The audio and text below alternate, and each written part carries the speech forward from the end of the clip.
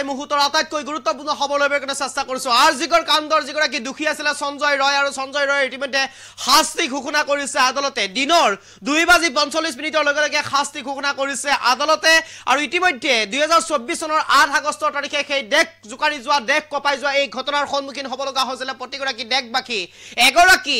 মহিলা চিকিৎসকক ধৰ্ষণ কৰি হত্যা কৰিছিল আৰজিকৰ হাস্পতালত তাৰ পিছতে সমগ্ৰ দেশতে তুলপাল লাগি পৰিছিল প্ৰতিগৰাকী ব্যক্তিয়ে প্ৰতিবাদ সাব্যস্ত কৰিছিল প্ৰতিটো দল সংগঠনৰ প্ৰতিবাদ সাব্যস্ত কৰিছিল প্ৰতিগৰাকী ব্যক্তি ওলাই আহিছিল প্ৰতিগৰাকী চিকিৎসকৰ প্ৰতিবাদ সাব্যস্ত কৰিছিল আৰু অতি কম সময়ৰ ভিতৰতে আদালতৰ বিচাৰ প্ৰক্ৰিয়া ইতিমধ্যে ৰায় ঘোষণা কৰিবলৈ সক্ষম হৈছে আজি দিনৰ 2:45 ঘোষণা কৰিছে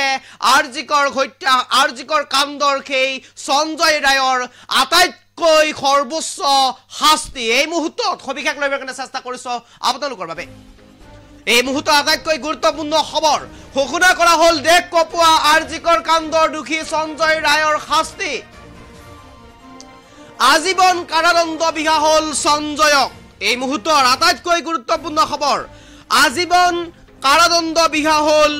সঞ্জয়ক 10 লাখ টকাৰ ক্ষতিপূৰণ ভুক্তভোগীৰ পৰিয়ালক দিবলৈ নিৰ্দেশ এই মুহূৰ্তৰ আটাইতকৈ গুৰুত্বপূৰ্ণ খবৰ আনহাতে 17 লাখ টকা ৰাজ্য চৰকাৰক দিবলৈ নিৰ্দেশ আদালতৰ লগতে 50,000 টকা জৰিমনা বিহিছে আদালতে সঞ্জয়ক সিবিআইয়ে মৃত্যুদণ্ড বিচাৰিছিল যদিও দিয়া নহল মৃত্যুদণ্ড আৰু এই মুহূৰ্তৰ আটাইতকৈ গুৰুত্বপূৰ্ণ খবৰ মৃত্যুদণ্ড কোনো শাস্তি নহয় যাৰ বাবে আজীবন কাৰাদণ্ড দিয়া হল মৃত্যুদণ্ড দিলে কোনো শাস্তি নাপায় অভিযুক্ত গতিকে মৃত্যুদণ্ড দিয়াৰ পৰিৱৰ্তে কাৰাদণ্ড দিয়া হৈছে আজীবন আনহাতে ভুক্তভোগী চিকিৎসক গৰাকীৰ পিতৃয়ে বিচৰা নাই 10 লাখ টকা লবলৈ চিকিৎসকৰ পিতৃয়ে ল'ব বিচৰা নাছিল আনহাতে ভুক্তভোগী চিকিৎসক গৰাকীৰ পিতৃয়ে বিচৰা নাই 10 লাখ টকা লবলৈ 10 লাখ টকা দিবলৈ নিৰ্দেশ দিছিল আদালতে আৰু সেই আদালতৰ সন্মুখতে পিতৃয়ে কৰিছে ঘোষণা যে মই 10 লাখ টকা নলওঁ মই বিচাৰ সঠিক বিচাৰিছিল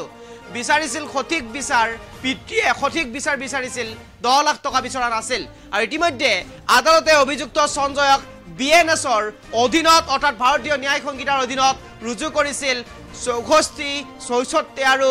103/1 ধাৰাত গোচৰ তিনিটাকৈ ধাৰা ৰুজু কৰা হৈছিল 103 আছিল মৃত্যুদণ্ড 66 আছিল মৃত্যুদণ্ড আৰু 64 আছিল কাৰাদণ্ড আজীবন আৰু শুকুৰবাৰে আদালতে খেক শুনানিত সমগ্ৰ ঘটনাৰ প্ৰকৃত দুখী সঞ্জয় বুলি ৰায় দিছিল আদালতে আৰু ইতিমধ্যে শিয়ালদহ আদালতে কিছু সময় পূৰ্বে ৰায় প্ৰদান কৰিছে এইগৰাকী সঞ্জয় পাখণ্ড সঞ্জয় এইগৰাকী আৰু এইগৰাকীৰ বিৰুদ্ধে ইতিমধ্যে ৰায় প্ৰদান কৰিছে আদালতে আজীবন কাৰাদণ্ড বিহা হৈছে এইগৰাকী সঞ্জয়ক যিগৰাকী সঞ্জয়ে এগৰাকী উঠি অহা চিকিৎসক তৰুণী চিকিৎসকক হাস্পতালৰ ভিতৰতে ধৰ্ষণ কৰি হত্যা কৰিছিলে এই চিকিৎসকগৰাকীৰ মৃত্যুত সমগ্ৰ দেশতে তুলপাল লাগি পৰিছিলে সমগ্ৰ দেশে দেশ কপি গৈছিলে আৰু তাৰ পিছতে প্ৰতিগৰাকী ব্যক্তিয়ে প্ৰতিবাদ সাব্যস্ত কৰিছিলে প্ৰতিগৰাকী চিকিৎসক ওলাই আহি প্ৰতিবাদ সাব্যস্ত কৰিছিলে দিন ৰাতি একাকাৰ কৰি প্ৰতিবাদ সাব্যস্ত কৰিছিলে আৰু আদালতত বিচাৰ প্ৰক্ৰিয়া আৰম্ভ হৈছিলে এইগৰাকী সঞ্জয় গ্ৰেপ্তাৰ কৰাৰ পিছতে আৰু ইতিমধ্যে আদালতে ৰায় প্ৰদান কৰিছে যে সঞ্জয়ক দিয়া হৈছে আজীবন কাৰাদণ্ড 10 লাখ টকাৰ ক্ষতিপূৰণ প্ৰদান কৰিবলৈ 10 লাখ টকাৰ ক্ষতিপূৰণ প্ৰদান কৰিবলৈ ইতিমধ্যে নিৰ্দেশ দিছে আদালতে লগতে 50,000 টকাৰ জৰিমনা বিহিছে সঞ্জয়ক লগতে ৰাজ্য চৰকাৰক 17 লাখ টকা দিবলৈ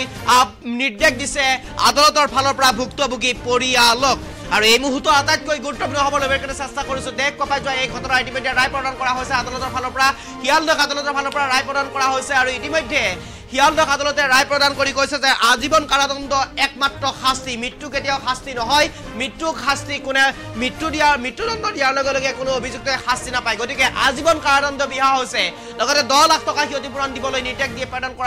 কৰা হৈছে ভুক্তভোগীৰ পৰিয়ালক অৰ্থাৎ পিতৃক 10 লাখ টকা প্ৰদান কৰিবলৈ নিৰ্দেশ দিয়া হৈছে যদি পিতৃয়ে সেই 10 লাখ টকা ল'বলৈ অস্বীকাৰ কৰাৰ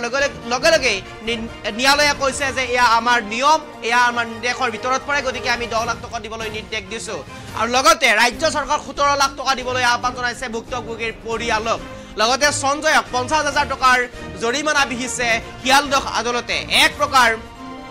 সকলোৱে মৃত্যুদণ্ড বিচাৰিছিল সঞ্জয়ৰ কিন্তু মৃত্যুদণ্ডৰ বিপৰীতে আদালতৰ ৰায়ত ইতিমধ্যে কাৰাদণ্ড বিহা হৈছে আজীবন কাৰাদণ্ড বিহা হৈছে এইগৰাকী সঞ্জয়ক, যিগৰাকী পাখণ্ড সঞ্জয়ৰ বিৰুদ্ধে অভিযোগ উত্থাপন হৈছিলে। পাখণ্ড সঞ্জয়ৰ সকলোৱে মৃত্যুদণ্ড বিচাৰিছিলে, কিন্তু তাৰ বিপৰীতে আদালতে কাৰাদণ্ড বিহিছে, আজীৱন কাৰাদণ্ড বিহিছে। আৰু ইতিমধ্যে শিয়ালদহ আদালতৰ ফালৰ পৰা এই ৰায় প্ৰদান কৰা হৈছে। এই মুহূৰ্তৰ সবিশেষ খবৰ ল'বৰ কাৰণে চেষ্টা কৰিছোঁ আপোনালোকৰ বাবে।